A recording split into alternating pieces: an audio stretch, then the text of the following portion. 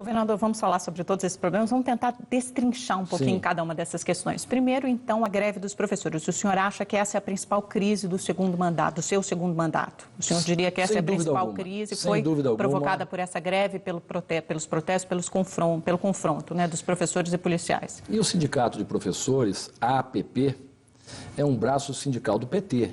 O atual presidente é filiado a este partido, a sua antecessora também é petista e foi candidata na última eleição a deputada federal. Mas eles tiveram 100% de adesão, né? Quer dizer, os professores pararam totalmente durante 3 meses, se contar os 2 momentos da greve, né? Foi um movimento de greve planejado meticulosamente, passo a passo, para conseguir essa forte adesão, desgastar o nosso governo e, consequentemente, trouxe grandes prejuízos ao Paraná e especificamente aos nossos alunos que ficaram aí por um longo período sem aulas, que terão que ser repostas ainda este ano, para não se ter prejuízo no ano letivo. Vamos falar sobre essa reposição salarial. Esse segundo momento da greve dos professores no Paraná durou 46 dias, acabou nessa última semana. O governo ofereceu 3,45%, que começará a ser pago em outubro, e depois uma reposição da inflação até 2018. Os professores pediam o dobro, eles queriam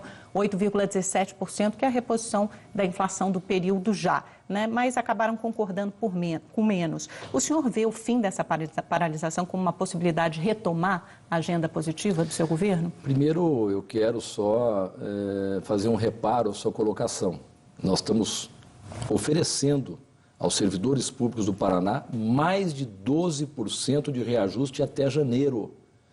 3,45 agora em outubro e 8,40, 8,50, que vai ser a inflação apurada em todo o ano de 2015, reposta em janeiro de 2016. Então não tem prejuízo algum aos professores, e gostaria aqui também de complementar as informações dizendo que o meu governo, nos 4 anos do primeiro período, foi o que deu o maior aumento salarial aos professores na história desse estado, 60% de reajuste, que representa o maior reajuste de todos os estados brasileiros. E não para aí.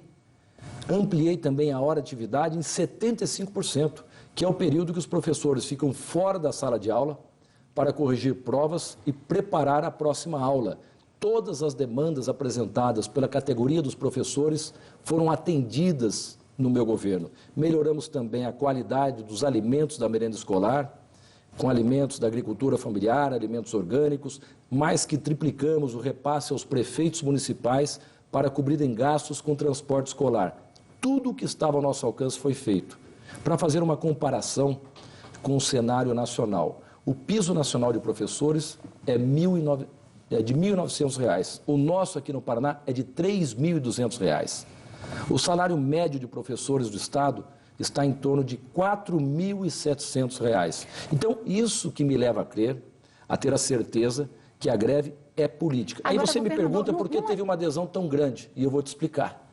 Porque invadiram a Assembleia, a sede do Parlamento do Estado, uma instituição democrática que eu tenho a obrigação de preservá-la e garantir o seu funcionamento. Invadiram no mês de fevereiro, para proibir, para impedir os deputados de votarem a nossa proposta de reestruturação do sistema previdenciário do Estado. Que terminava com muitos benefícios desses servidores públicos e ainda tinha a questão do fundo previdenciário deles, não, né? Não terminava com benefícios. O senhor até voltou atrás em alguns dos benefícios que o senhor, do quinquênio, do anuênio, quer dizer, o senhor voltou atrás e tirou isso. Teve só uma discussão muito superficial, eu não fazia pensava parte de uma primeira proposta, mexer nessas conquistas históricas de quinquênio e anuênio. E aí invadiram a Assembleia e impossibilitou a votação. E agora, nesse segundo momento da greve, teve o confronto lamentável aqui na Praça dos Três Poderes, em frente à Assembleia Legislativa, foi com o desejo de invadir novamente a Assembleia e impedir a votação de novo deste projeto de reestruturação do sistema previdenciário, que, quero fazer um parênteses, foi construída essa proposta em parceria com o Ministério Público. com a participação dos técnicos do governo e também técnicos independentes na área de previdência. Vamos lá, a melhor proposta que surgiu. Vamos por partes para a gente entender cada um desses problemas. Então, vamos falar primeiro sobre esse fundo, antes de falar sobre a invasão em si, vamos falar sobre esse fundo previdenciário, porque houve, isso causou um grande problema, muita polêmica e muitos analistas e servidores públicos eram contra. O senhor acha que, como gestor, não é um erro migrar 33 mil aposentados, né, que já têm 73 anos ou mais, do fundo financeiro, que era um fundo do Estado, né, com contribuições estaduais, para esse fundo previdenciário, que era um fundo saudável, superavitário, com contribuições dos servidores estaduais? Quer dizer, não é um erro fazer essa migração, a migração de um fundo que é saudável para um fundo que já deve para os trabalhadores, quer dizer, que já está pagando seus aposentados e que gerava um grande custo para as contas públicas, porque no fim foi isso, né? O senhor conseguiu economizar mais de R$1 bilhão com essa migração. O fundo mais saudável é para onde eles estão migrando, que é o fundo previdenciário, que tem 8 bilhões e meio de reais neste fundo. O que houve foi um forte equívoco e por parte dos professores. Isso não pode gerar um rombo no futuro? Vou chegar lá. Que foram induzidos ao erro de forma irresponsável, de forma maldosa pelo sindicato, que disseminou entre todos os servidores públicos do Paraná que o governo iria acabar com as suas aposentadorias. E gerou uma fúria compreensível. Imagine alguém saber que a sua aposentadoria acabou. E as pessoas preocupadas com o futuro vieram aqui, tentaram invadir a Assembleia para acabar com não permitir essa votação. Há especialistas contra, servidores contra. Havia, sim, uma contrariedade na primeira proposta que apresentamos no mês de fevereiro, que teve a invasão da Assembleia. Esta não. O próprio técnico, que é o mais respeitado do Paraná, no que se refere à Previdência, inclusive ele é o autor que criou o Paraná Previdência. Ele era contra a primeira e a segunda, ele participou da elaboração desta proposta e apoiou a sua aprovação. O Fundo do Paraná, para todos os brasileiros que nos assistem nesse momento, é o mais capitalizado entre todas as unidades da federação. É o mesmo que você estar morrendo de fome, abrir a geladeira cheia de alimentos e não poder se servir. Tem 8 bilhões e meio lá, que é para pagar as aposentadorias. Mas era para pagar as aposentadorias de quem já contribuía para esse fundo. Agora você juntou pessoas que vieram de um outro fundo que não eram cobertos por esse fundo saudável, que nunca contribuíram para esse fundo saudável e colocaram todo mundo no mesmo balaio. Não, já contribuíram nesses 8 bilhões e meio. Quem aprovou a lei trazendo-os mais de 100 mil servidores para o fundo financeiro fui eu em 2012. E isso gerou uma dificuldade financeira muito grande para o Estado. E já com a projeção que nos próximos 5 anos teremos 30 mil servidores aposentados, ampliando o aporte do governo em mais 200 milhões de reais, se tornava insolúvel, inviável. Hoje, para resumir e fazer uma comparação com os demais estados brasileiros, que isso equivale. Quem colocou a maior parte desses 8 bilhões e meio lá no Fundo Previdenciário foi o meu governo. 8 bilhões e meio. Também os servidores, mas também do Caixa do Estado, do Tesouro. Quem paga a conta são os contribuintes que pagam altos impostos no Paraná e no resto do Brasil. O senhor garante que não vai haver problemas no futuro, porque o temor desses servidores é que esse fundo, por todos terem ficado juntos, se juntado, que isso inviabilize esse fundo que era superavitário, saudável, no futuro. Não vai gerar um rombo? O senhor não está contratando um rombo para o futuro? Ou acima de 73 anos vai para o Fundo Previdenciário. Te disse que o Fundo do Paraná é o mais capitalizado do Brasil, com 8 bilhões e meio. A informação que eu tenho é que o segundo fundo, que mais se aproxima do nosso, tem menos de 2 bilhões capitalizados. Portanto, 4 vezes menos do que tem o Estado do Paraná. E a nossa solvência, respondendo diretamente à sua pergunta, a solvência dessa proposta é de 35 anos e garante também estabilidade e sustentabilidade financeira para o sistema previdenciário do Estado do Paraná. E mais uma coisa, em 2021, a previsão de aportarmos mais R$1 bilhão referentes aos royalties da usina hidrelétrica de Itaipu. E é certo contar com essa expectativa de receita futura, antes que essa receita vai acontecer? É a previsão para garantir a solvência lá na frente, né? Não tem fundo previdenciário que garante de forma infinita a sua solvência, você vai construindo ao longo do período. Então, tem essa garantia e mais a formação de uma comissão de estudo composta paritariamente entre o Estado e os servidores, para identificarem novas fontes de financiamento e também imóveis do Estado que podem estar capitalizando o fundo. Isso não deveria ter feito antes? Não foi um equívoco político não debater melhor sobre a solução para esses fundos previdenciários antes de aprovar isso rapidamente na Assembleia Legislativa? Não faltou debate? Ficamos debatendo por quase 3 meses. Mas isso fez parte de um ajuste fiscal que foi passado também de uma forma rápida na Assembleia Legislativa desde dezembro do ano passado até os primeiros meses desse ano. Mas desta vez mudou. Dessa vez nós não usamos a transformação do plenário da Assembleia em comissão geral. Dessa vez, esses projetos passaram pelas comissões temáticas, foram construídos, eu volto a insistir com você, com o Ministério Público, com técnicos do governo, técnicos independentes de Previdência. O mais conceituado deles, que tinha sido contra o primeiro projeto, ajudou a elaborar e encaminhou a sua aprovação, que era a melhor proposta já surgida para garantir estabilidade e solvência do sistema previdenciário do Paraná. Os seus críticos alegam que essa solução do Fundo Previdenciário foi achada rapidamente, na verdade, como uma solução para o seu ajuste fiscal, porque isso representa uma economia imediata de 125 milhões de reais por mês para o governo. É verdade. Então, até que ponto se beneficia mais o governo do que os servidores públicos? Mas espera aí.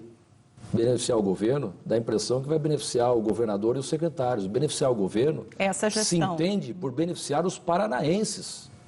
Hoje nós vivemos uma grave crise financeira nacional, que está derrubando de forma brutal as arrecadações de todas as administrações estaduais ou municipais, com a redução também de repasses do governo federal, e o Paraná foi mais grave, porque sofremos um forte bloqueio de recursos federais ao nosso estado, uma discriminação sem precedentes. Agora também quero complementar dizendo o seguinte: esses mesmos que me criticam são os que me antecederam. O governo que tinha uma solvência de 10 anos do Fundo Previdenciário, um governo que tinha pouco mais de 3 bilhões de reais no Fundo Previdenciário, e eu fechei 4 anos de governo com 8 bilhões e meio de reais. Então, uma oposição sistemática, adepta, lamentavelmente, daquela máxima da política, dos maus políticos, do quanto pior, melhor.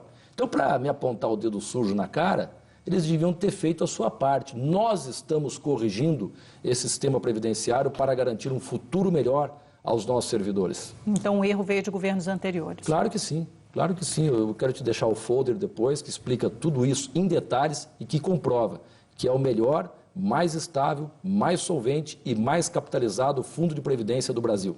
Governador, vou pedir licença um minutinho para o senhor. Nós vamos para um rápido intervalo. Voltamos já já.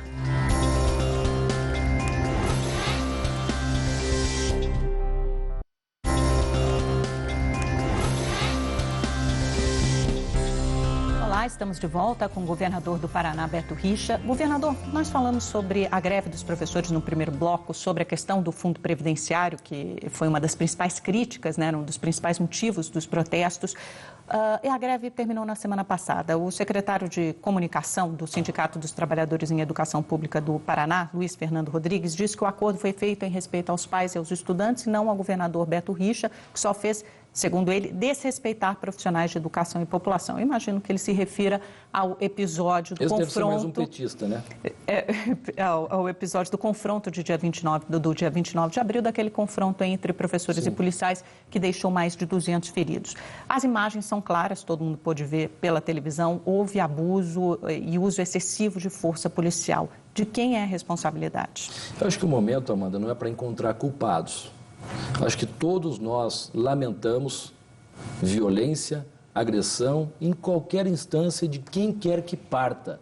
Até particularmente falando de mim, todos que me conhecem sabem do meu equilíbrio emocional, do respeito, da minha educação. Sempre fui aberto ao diálogo, nunca usei de truculência, de palavras ásperas às pessoas, muito menos ações e gestos. Mas o que aconteceu nesse episódio? O que aconteceu naquele dia, governador? Que eu lamento uma coisa: ninguém aborda a defesa do Estado democrático de direito, a defesa da nossa democracia.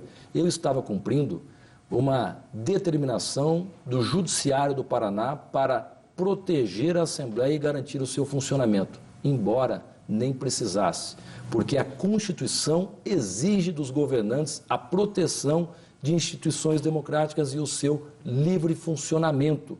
Até porque, Amanda, já houve uma invasão da Assembleia e nitidamente, de novo, coordenados por esse sindicato, que é um braço sindical do PT, que queria confusão, baderna, violência, agressão e invasão da Assembleia, como já tinham feito no mês de fevereiro. Mas houve uma repressão policial dessa vez, né? Com a participação de grupos radicais, black blocs, que foram convocados pela internet. Porque eu vou te mostrar também cenas e vídeos que mostram pessoas assim, selvagens, tirando do calçamento aqui da Praça do Centro Cívico, aqui na nossa frente, as pedras de petit pavé, que são grandes e pesadas, e arremessando nos policiais. Essas pessoas com máscaras, com óculos, com capuz, prontas para a batalha campal. E aí começaram a atirar nos policiais. Depois, pegaram as grades de contenção metálicas e foram para cima dos policiais, assim no peito dos policiais. Não tem ação policial deliberada para atacar professores, atacar mesmo os grupos radicais numa manifestação pacífica, como alguns querem sugerir no meio da praça. Os policiais ficaram estritamente no entorno da Assembleia Legislativa para protegê-la e proibir a invasão à sede do parlamento. Foi isso que aconteceu. Mas as imagens mostram muita gente ferida, foram mais de 200 feridos, com olhos sangrando, foram para cima dos policiais. Cachorros que foram agressivos, que talvez não devessem estar sendo usados nesse protesto. Tinham 2 cachorros na porta da Assembleia. Mas, governador, não é a polícia que tem que estar preparada para usar o uso proporcional da força? Estratégia de segurança não é comigo. Eu não entendo. O que eu fiz foi, a todo momento, tanto nessa manifestação como na anterior, pedir a todas as forças policiais, ao secretário, que evitasse ao máximo o uso de equipamentos que pudessem gerar ferimentos nas pessoas. E foi por isso que eles caíram? Agora, porque o seu secretário de Segurança Pública, de Educação e o comandante da PM caíram após esse episódio. O secretário de Educação veio da iniciativa privada, já estava incomodado já há algum tempo, dando sinais que queria retornar às suas atividades na iniciativa privada. Mas caiu logo após esse episódio. Sim, ele falou para mim que no meio do episódio ele achava que possivelmente fosse uma covardia com o governo, naquele momento de dificuldades, ele pedir a demissão e o desligamento do governo.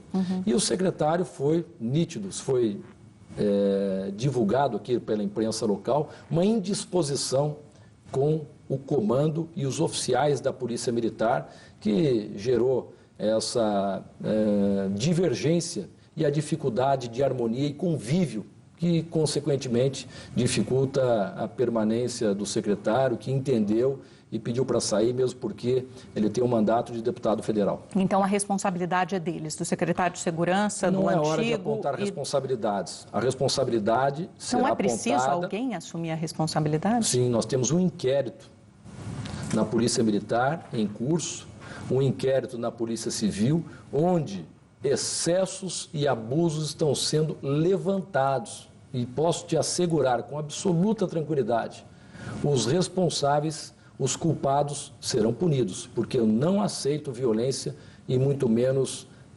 agressão. Em algum momento durante esse protesto, né, que durou, enfim, algum tempo, o senhor foi consultado sobre o uso da força para reprimir a manifestação? Não, em momento algum. O senhor deu autorização? Eu nunca imaginei que chegasse a esse ponto de agressão e o confronto que houve aqui no Centro Cívico. Mas as imagens estavam sendo transmitidas ao vivo pela televisão. O senhor não estava assistindo? Em alguns momentos, sim. Até tinha falado com o Procurador-Geral de Justiça, Ministério Público, o Dr. Giacoia, dizendo que possivelmente houvesse agressões, que falasse com o secretário. Na noite anterior, falei com o secretário, pedi absoluto cuidado, que ele pessoalmente cuidasse dessas coisas, que o comando das polícias pudesse estar presente também, acompanhando par e passo ao longo de todo o dia da votação do projeto aqui na Assembleia. Onde o senhor estava no momento do confronto? Eu estava na minha casa. O senhor... E depois saí, final da tarde, e dei entrevista coletiva à imprensa. Em nenhum momento o senhor falou com o secretário de Segurança Pública ou com o comandante da PM, pedindo para que eles interrompessem a ação ou coisa do tipo? Deputados me ligaram da Assembleia Legislativa e pediram que diminuísse as bombas de gás lacrimogêneo. O senhor pediu? Pedi. E foi diminuído, o próprio Procurador-Geral de Justiça pediu, esteve aqui me relatando a sua participação no dia, e eu perguntei a ele, e daí? Pedi ao chefe da Casa Civil, pedi ao secretário de Segurança e pararam o arremesso de bombas de gás lacrimogêneo. E pediu ao movimento que tivesse essa trégua, portanto. E o movimento não quis parar as agressões e de partir para cima da polícia. Então, naquele momento, o senhor avaliou que estava sendo usada uma força excessiva para pedir que eles parassem com as bombas de gás. Sim, um arremesso de bombas, porque estava incomodando os deputados também, que estavam com dificuldades de votar, até porque o gás lacrimogêneo estava invadindo o plenário da Assembleia Legislativa. E por causa dos manifestantes também. Agora, há relatos de que o senhor teria recebido um telefonema durante o confronto do ministro da Justiça, José Eduardo Cardoso, pedindo também ao senhor que moderasse o uso da força. O senhor atendeu ao pedido dele? Houve esse telefonema para registro histórico? O senhor não recebeu esse telefonema do ministro da Justiça, Zé Eduardo Cardoso? Não. Durante o episódio? Aqui, o confronto, não. Ou para saber do que estava acontecendo? Eu falo com ele sistematicamente, né? Mas nesse dia, com ele, não. Vocês não se falaram? Não. O senhor assume alguma parcela de responsabilidade pelo episódio, o senhor, pessoalmente? Não tenho responsabilidade no que houve. Te confesso que se pudesse voltar no tempo, teríamos tomado mais cuidados ainda para que houvesse esse confronto.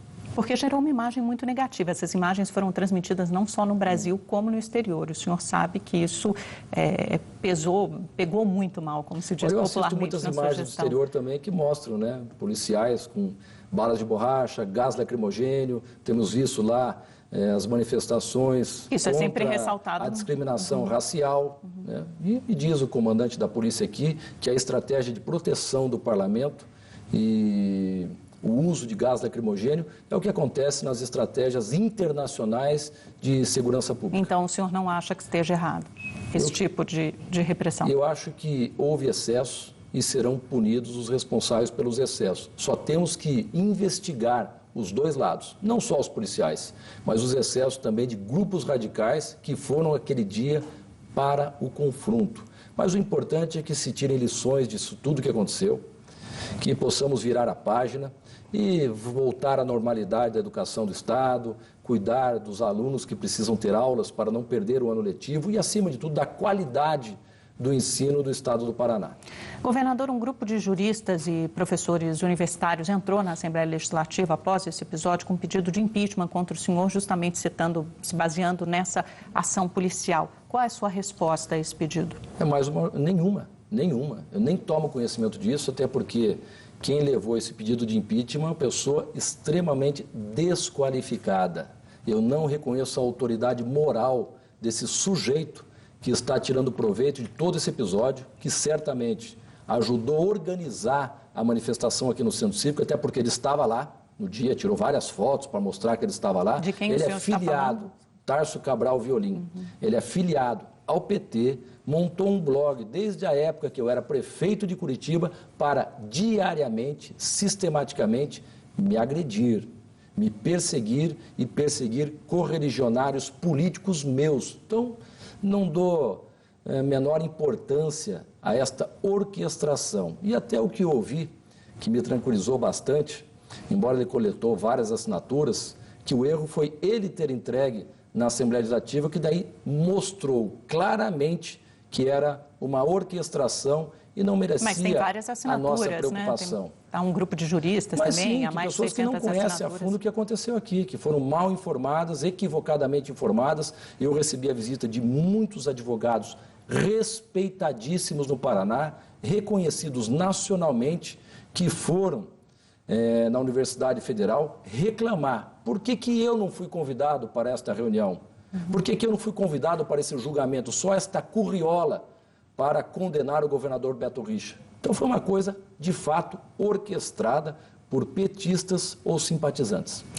Governador, mudando de assunto um pouco, né? Recentemente, diversos casos de corrupção têm sido divulgados em Curitiba, rondam a sua administração. Um deles, a Operação Publicano, envolve a denúncia de mais de 60 auditores fiscais, contadores, empresários, né, que supostamente cobravam propina de empresas para proteger a sonegação fiscal ou em troca de multa, para proteger de multas. Um deles, o Luiz Antônio de Souza, fechou um acordo de delação premiada com o Ministério Público e disse que foram repassados R$2 milhões desse esquema dos auditores fiscais para a sua campanha. Um outro fiscal pediu para ele em nome da minha campanha. Em nome da sua campanha, sim. O senhor imediatamente publicou um vídeo numa rede social, diz que são declarações de um bandido. Agora, não é assim que funciona a delação premiada? Por exemplo, na Lava Jato, que investiga o caso de corrupção na Petrobras, também são declarações de réus confessos, né? Por que, no seu caso, o senhor desqualifica essas declarações? Esse sujeito que está preso nesta operação Publicano, ele foi preso acusado de pedofilia, de estupro de vulneráveis, com mais de, se eu não me engano, 10 ou 15 menores de idade que o reconheceram. Então, ele tá Era uma rede de exploração sexual, isso é um outro caso. Difícil, e aí culminou que ele é um fiscal da Receita e falou que um outro fiscal pediu dinheiro em nome da minha campanha. E normalmente é assim que acontece, pede dinheiro em nome de terceiros. Eu repudio veementemente essa manifestação deste auditor que está preso. Não houve a minha declaração de campanha toda registrada, com recursos que foram doados com origem certa e sempre todas as minhas campanhas que participei, em especial, quero me referir às majoritárias, todas aprovadas no Tribunal Regional Eleitoral, enfim, a Justiça Eleitoral. Ele apresentou umas notas fiscais com a compra de algumas divisórias para o seu comitê de campanha. R$5 mil de uma campanha de governador. Eu não tenho como controlar, não sei se foi o dono do imóvel que colocou essas divisórias no comitê na cidade de Londrina. Isso foi para a imprensa, R$5 mil. Isso está sendo apurado, se foi ele que deu espontaneamente, quem foi que pediu, se foi o dono do imóvel, mas na nossa campanha não tem o pedido de instalação de divisórias no valor de R$5 mil. Mas este mesmo auditor que está lá preso diz que a corrupção vem de décadas. A corrupção na Receita vem de mais de 30 anos, passou por diversos governos e eu sempre tentei, sempre combati com energia a corrupção na Receita em qualquer outra instância ou outra área da administração do Estado. Mas é difícil. Tanto é que pus, primeiro secretário meu da Fazenda, uma das pessoas mais reconhecidas nesta área de economia. A gente vai falar sobre ele daqui a pouco. E área tributária, que é o deputado Rauli.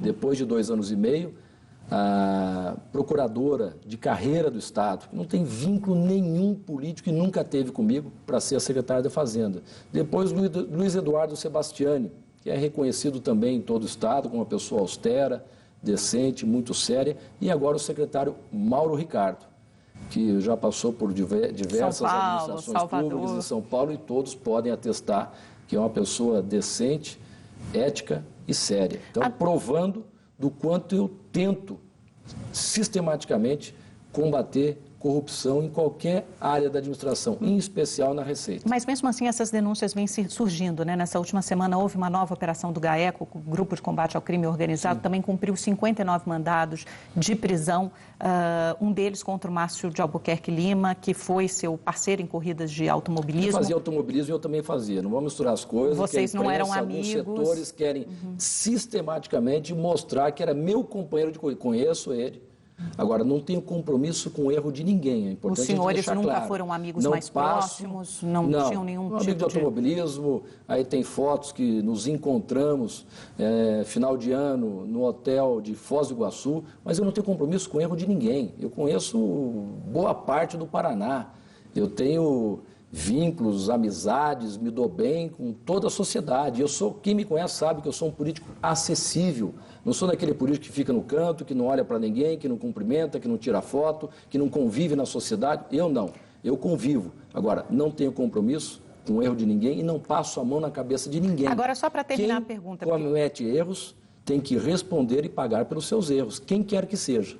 Esse Márcio de Albuquerque Lima é ex-inspetor-geral da Receita Estadual. Sim. E também foi preso nesse esquema, por suposto envolvimento nesse esquema. Ele seria o chefe do esquema de corrupção. E também um outro parente seu, o Luiz Abiatum, que já tinha sido preso por um esquema em fraude de licitações. Quer dizer, ele também já foi apontado em delação premiada como um dos arrecadadores da sua campanha. Não são muitas coincidências, governador, muitas pessoas ligadas ao senhor, envolvidas nesses esquemas de corrupção que acabam se sobrepondo? Mas se teve no mesmo hotel que eu, em Foz do Iguaçu, ou gosta do mesmo hobby que eu, que é automobilismo, isso é ligação? Mas então, e ligação esse seu, muitas pessoas e esse que seu parente, têm algum problema. O Luiz Abiatum, Sim, seria um primo distante? estão sendo investigados, não tem nada Foi comprovado. pedida a prisão dele, né? Estão sendo investigados, não tem nada comprovado. E se tiver algum erro, cada qual vai responder pelo seu erro. Eu nunca estimulei, nunca compactuei com qualquer mal feito, em qualquer situação, o senhor tem muito menos na administração pública. O senhor tem alguma relação com esse primo distante seu, o Tenho uma Antônio? relação pessoal com ele, isso eu sempre admiti. Tenho relação pessoal com ele. Agora, quero dizer, o governo é o maior interessado e apoia esta ação do GAECO para averiguar eventuais prejuízos à arrecadação do Estado, coisa que nós sempre tentamos combater de todas as formas, e havendo culpados, que sejam punidos. Bom, só para esclarecer uma última pergunta sobre esse tema da corrupção, a Folha de São Paulo fez um levantamento recentemente, mostrou que auditores fiscais fizeram doações oficiais que somam quase R$1 milhão para sua campanha e de outros 25 aliados seus no ano passado, em 2014. Só aliados, tem candidatos de partidos de vários oposição, partidos de PMDB, também. de PT, mas que a também maior receberam. Parte das doações foi feita... Eu recebi R$200 mil. A maior parte das doações foi feita para o senhor e para os seus aliados, né? Uma denúncia anônima diz que a sua esposa, sua mulher Fernanda Richa, teria dito que só os auditores que fizessem essas doações seriam promovidos. E a maioria desses auditores, por esse levantamento do jornal Folha de São Paulo, de fato foi promovida no ano passado, pouco depois fizeram as doações. E muitas dessas doações são repetidas. Por exemplo, tem um caso aqui que 70 auditores fizeram a doação exatamente do mesmo valor, R$ 3.600. Não é estranho a promoção dos auditores logo depois da doação à sua campanha e esses valores todos repetidinhos? Não tem nada a ver uma coisa com outra. Vários deputados, é importante deixar claro, não são só aliados meus. A minha campanha recebeu R$200 mil registrados de auditores, ou seja, não tinha o que esconder. Isso é normal. O candidato à reeleição pede para os seus auxiliares se podem ajudar, se podem dar um cheque pessoal, se podem contribuir para a campanha. Tudo registrado e aprovado pelo TRE, não tem o menor problema. Eles tinham, pendente já do governo anterior, uma promoção na sua carreira. E foi o que aconteceu. E é importante também colocar com mais precisão as coisas. Houve uma denúncia anônima à minha esposa, que ela teria pedido auxílio de auditores fiscais para as suas campanhas de agasalho. Não era para a campanha eleitoral, não. Para a campanha de arrecadação de cobertores e mantimentos, agasalhos para o período do inverno. E ela teria pedido também votos ao senhor. Isso aconteceu? A votos ela pediu para todo mundo, isso não tenho dúvida. E eu vou brigar com ela se ela não tivesse feito isso. E ela é boa de voto. Enfim, foi o que aconteceu. E estava em segredo de justiça e foi divulgado. Agora precisamos avaliar quem cometeu o crime da divulgação desta denúncia anônima que, ao meu ver, nem podia ser aberta a investigação, porque é uma denúncia anônima, sem dados e fatos concretos. Agora, para você ter uma ideia, porque você não é daqui e possivelmente não conheça quem é a minha mulher, Fernanda Richa. Ela tem uma história com esse Estado, ela e a sua família.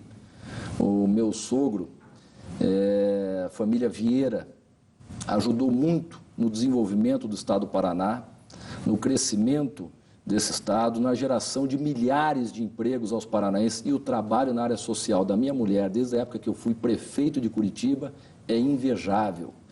Você anda pela periferia, as comunidades mais carentes de Curitiba, e todos elogiam a sua atuação, permanentemente auxiliando as pessoas mais carentes. E ela sempre teve facilidade em promover campanhas filantrópicas com grande apoio da sociedade pela confiança que tem na sua liderança e nos seus propósitos. Campanha no Dia das Crianças, de arrecadação de brinquedos, campanha do Natal Solidário, que é uma das grandes campanhas do Estado do Paraná, que começamos no período que eu fui prefeito de Curitiba, no Castelo do Batel, com grandes empresas alimentícias, de chocolate, de sorvetes, milhares de presentes, e tem que ser presente novo, não se aceita presente usado. E se faz no Castelo do Batel um dia inteiro do Natal encantado para essas crianças. E para concluir, até os meus mais ferrenhos adversários políticos no Paraná defenderam minha esposa. Cito aqui o Requião no seu Twitter, e o seu filho subiu na tribuna para defender a Fernanda contra esses ataques rasteiros. Governador, vou pedir licença mais um minutinho, nós vamos para um rápido intervalo comercial. Voltamos já já com o governador Beto Richa.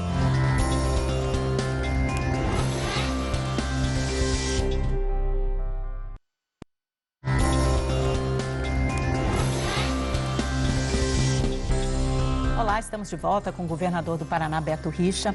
Governador, o estado do Paraná fechou o ano passado com uma dívida, um déficit de R$1,5 bilhão nas contas e muito próximo ao limite da Lei de Responsabilidade Fiscal nas despesas com funcionalismo, com servidores públicos. O seu secretário da Fazenda atual, Mauro Ricardo Costa, atribuiu o déficit à má elaboração do orçamento de 2015, em que receitas foram superestimadas. O senhor já culpou o governo federal, dizendo que o governo tinha previsto um crescimento que não se concretizou. Sim. Mas desde o meio do ano passado, mais ou menos, todas as estimativas de economistas e do mercado já davam conta de que o crescimento em 2014 ficaria muito próximo ao zero. Por que o seu estado foi mais afetado do que os outros? Não houve um descuido na elaboração do orçamento de 2015? Vários orçamentos. Esse de 2015 houve, de fato, uma crença de que o Brasil cresceria. É o que dizia o presidente da República, é o que dizia o ministro Mantega da Fazenda. Para o final do ano é que pudemos ver que o crescimento seria do ano passado nulo e a possibilidade de ser negativo nesse ano. Mas o orçamento já estava elaborado, o orçamento já tinha sido aprovado na Assembleia Legislativa. Mas, enfim, fizemos agora o ajuste fiscal, estamos colocando a casa em ordem. E essa despesa que tivemos, esta dívida, melhor dizendo, é administrável. Já estamos honrando todos os nossos compromissos com fornecedores, retomando todas as obras de infraestrutura que estavam ou num ritmo mais lento ou paralisadas.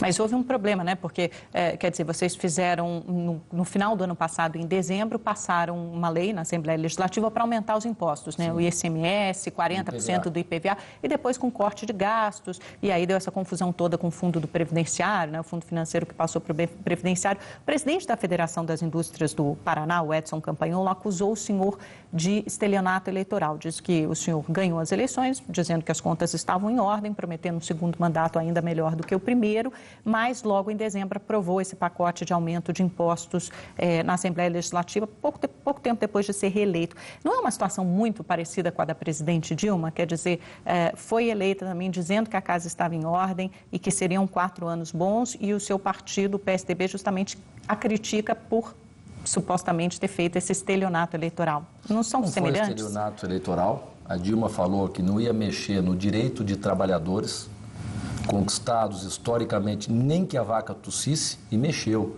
Abono salarial, seguro-desemprego, a pensão de viúvas, agora mexendo na desoneração da folha de pagamentos de 1% para 2,5%. Eu não vi essa declaração do presidente da Federação das Indústrias, de estelionato eleitoral, porque eu nunca disse que não mexeria em impostos.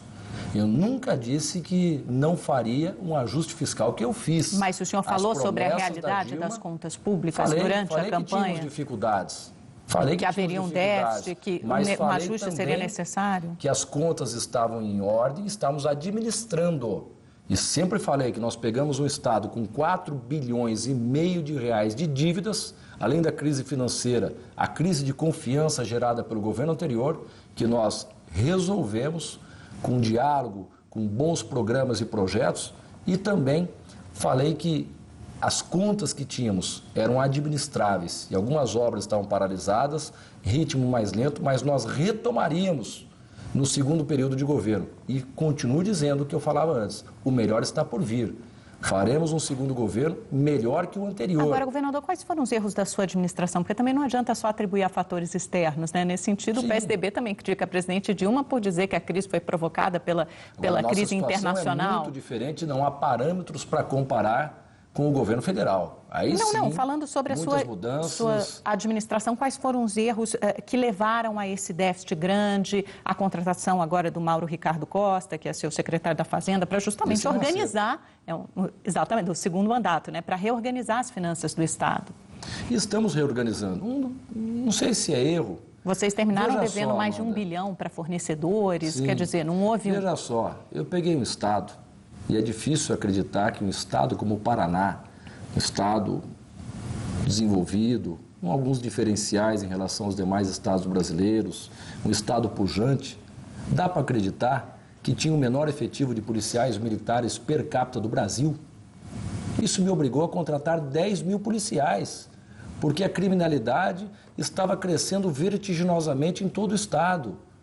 Homicídios, crimes, e eu não podia admitir isso. Contratei 10 mil policiais, contratei 24 mil professores, faltavam professores em sala de aula, faltava infraestrutura no Estado, fizemos muitas obras de infraestrutura, muitas estradas, tanto é que a Confederação Nacional de Transportes atesta que o Paraná, até o ano passado foi assim, tinha a terceira melhor conservação da malha rodoviária entre os estados brasileiros. E foi isso que levou ao déficit? E o estado do Paraná. Esse conjunto de fatores que levou a um déficit. Mas nada assim que pudesse quebrar o estado do Paraná. Governador, falando um pouco sobre a situação nacional, o senhor é filho de José Richa, que foi um dos grandes fundadores do PSDB. O ex-deputado Arnaldo Madeira, que também foi um dos fundadores do PSDB, fez recentemente uma crítica dura ao seu partido, dizendo que o PSDB não poderia ter votado contra o ajuste fiscal e a favor do fim da reeleição, que foi instituída pelo próprio PSDB há cerca de 20 anos. O ex-presidente Fernando Henrique também fez uma crítica semelhante em artigo ao jornal Estado de São Paulo. Ele disse, e eu cito, a oposição não pode escorregar para o populismo e sim apontar caminhos para superar os problemas. O comportamento do seu pai, também as críticas de grandes figuras do PSDB, não mostram que o partido está errando na sua atuação no Congresso? Olha, é difícil encontrar unanimidade, até porque dizem que toda unanimidade é burra. Mas qual a sua avaliação? É partido, porque tem várias partes dentro desse conjunto da sigla partidária. Então, consenso não há.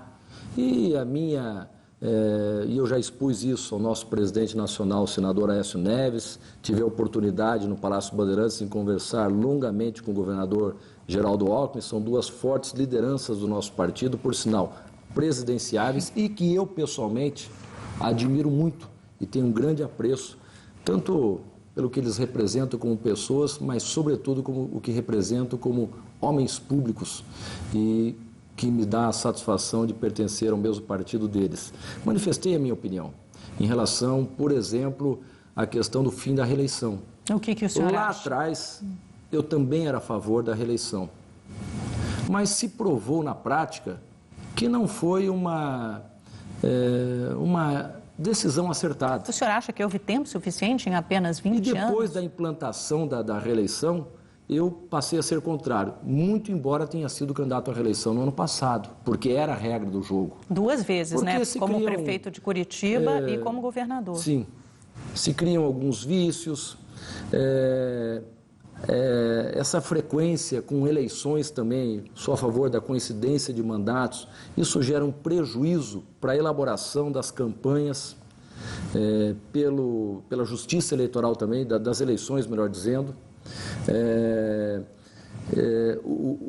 Os estados, o Brasil, os municípios acabam, de certa forma, paralisando em função da campanha eleitoral, algumas obras importantes, alguns investimentos. Mas a Justiça Eleitoral já disse que seria quase inviável, né, fazer todas as eleições na mesma data, no mesmo ano. Mas isso dá para discutir. Agora, a reeleição, para mim, temos visto os exemplos Brasil afora, não é 100% das situações, mas a grande parte tem se mostrado que não foi uma boa coisa. Sou a favor do fim da reeleição e da ampliação dos mandatos para 5 anos. Agora, o senhor falou no começo do nosso programa que o senhor era contra a oposição do quanto pior, melhor e citou a oposição que o PT faz no estado do Paraná. Será que o PSDB não faz uma oposição parecida ao governo federal, ao votar contra o ajuste fiscal, ao votar a favor do fim do fator previdenciário, que foi uma outra questão que o presidente Fernando Henrique Cardoso se colocou contra, dizendo que seria deletério, teria um grande peso nas contas públicas, um grande impacto negativo nas contas públicas. Não é uma oposição do quanto pior, melhor?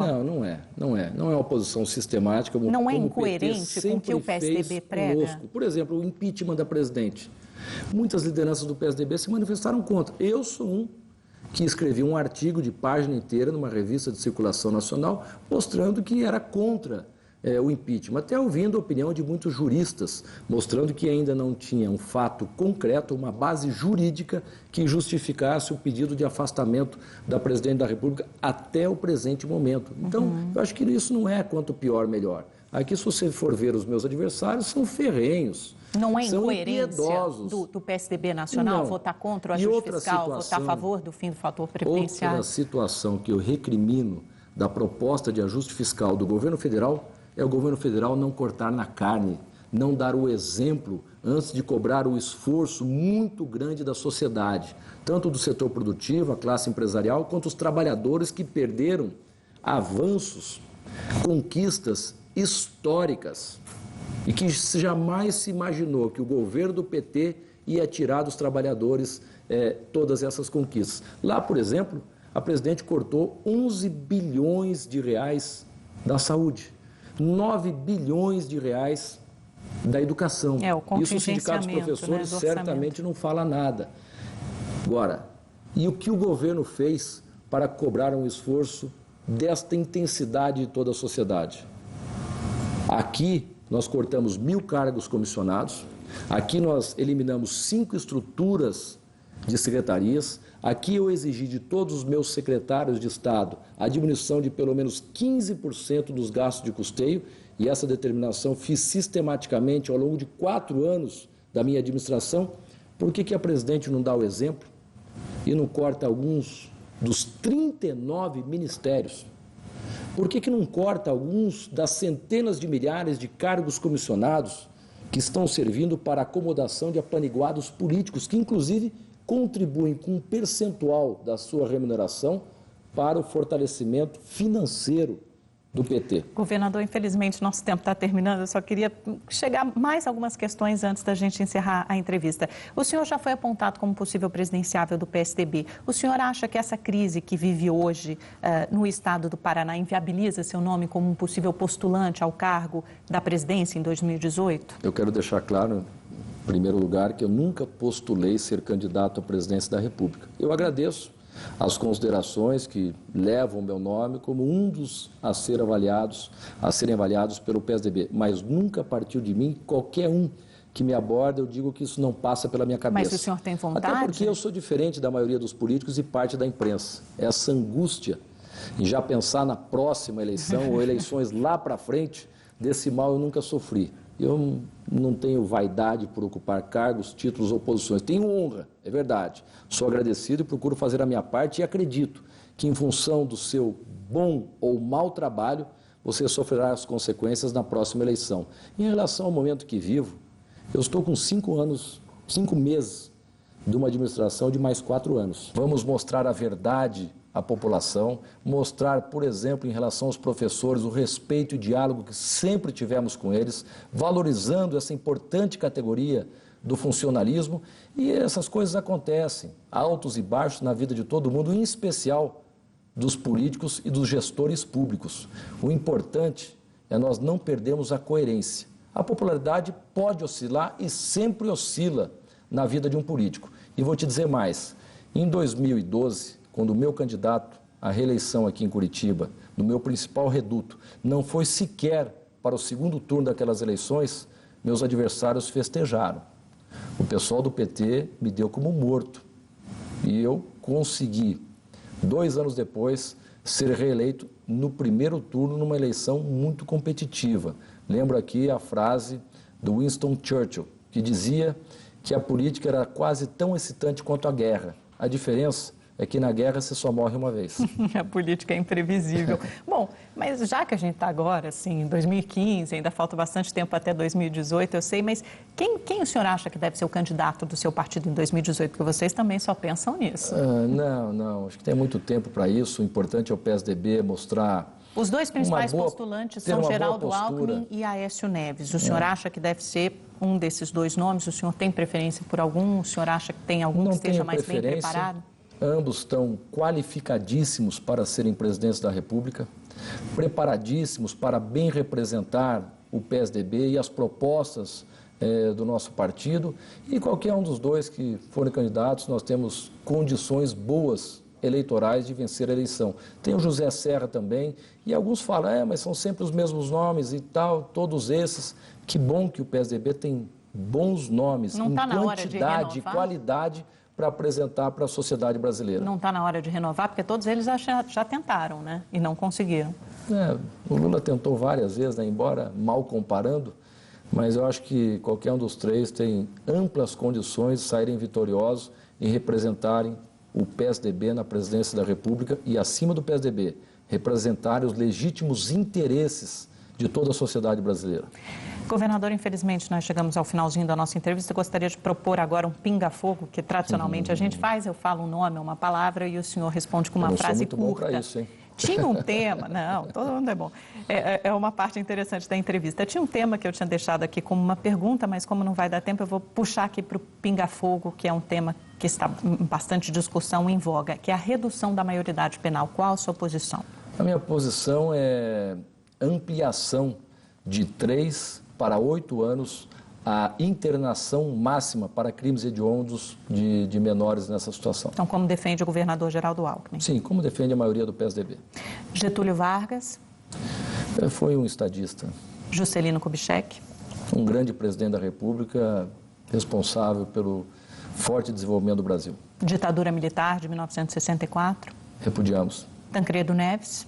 Um grande homem público e um político que não teve a oportunidade de mostrar aquilo que os brasileiros acreditavam que ele poderia fazer como presidente desse país. José Sarney? José Sarney foi um presidente que, pela fatalidade da ausência, da morte de Tancredo Neves, poder fazer esse governo de, podemos dizer assim, transição. Collor, não deixou saudades naquela administração, mas certamente deve ter aprendido grandes lições daquele momento e dos graves erros que cometeu, até pela sua juventude. Itamar Franco? Eu não tenho muita opinião em relação ao Itamar Franco, estive distante dele, era mais jovem, mas, enfim, as referências é que era uma pessoa ética. Foi presidente do Plano Real, né? Afinal de contas. Sim, foi presidente do Plano Real, bem lembrado. Fernando Henrique Cardoso? Esse talvez seja até insuspeito pela grande admiração que tenho pelo Fernando Henrique Cardoso, que foi dos maiores presidentes que esse país já teve.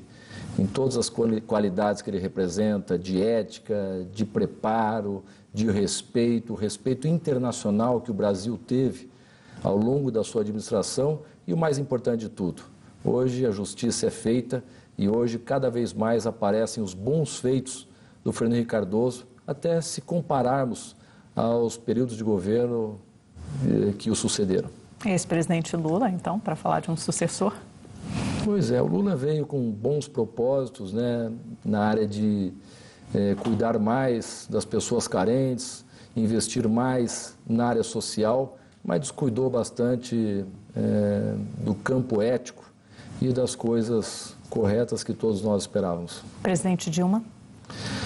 A Dilma, eu tenho uma boa relação pessoal com ela. Ela me trata com muita cordialidade quando estamos juntos em eventos, tanto em Brasília quanto nas suas visitas aqui no estado do Paraná. Só lamento que politicamente o seu governo, a sua equipe não tem ajudado o Paraná como deveria. Governador, muito obrigada. Foi um prazer estar aqui no Palácio Iguaçu, entrevistar o senhor, conversar com o senhor durante essa 1 hora. Muito obrigado. Seja bem-vindo. Muito obrigada a você também, telespectador, que nos acompanhou até essa hora. Semana que vem tem mais notícia. Você pode rever as nossas entrevistas pelo site ou então acompanhar as notícias pelo Twitter. O endereço aparece aí embaixo no seu vídeo. Muito obrigada, uma boa noite e uma ótima semana para você.